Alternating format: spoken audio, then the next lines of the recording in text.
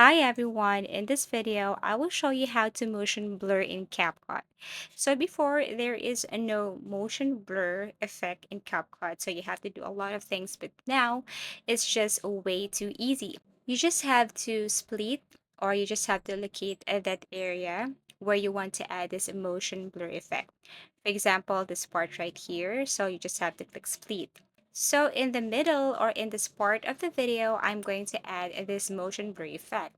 How are we going to do that? Just stop, go to video, scroll down here, and then you will see this motion blur effect. And all you have to do is to simply adjust some settings right here.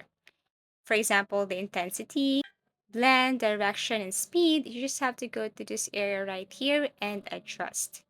So basically, that's it. You can click this apply and then you have to wait for a couple of seconds, but actually it depends on the length of the video.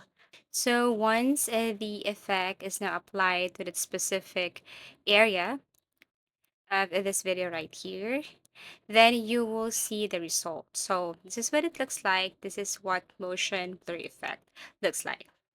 Okay, so feel free to add more if you want to add another motion blur effect to the specific video right here or area of the video right here, you can do that.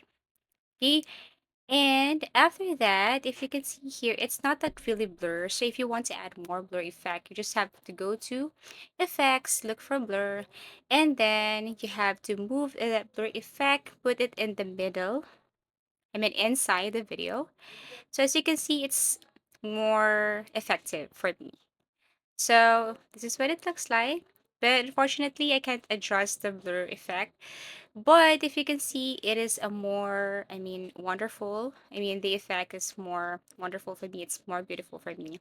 So this is it. And that's how you basically add motion blur in CapCut. So I hope this video helped you. If you want us to create or if you want another topic for our tutorial, please do comment down below. Please do like and subscribe to our channel and see you again in our next video tutorials.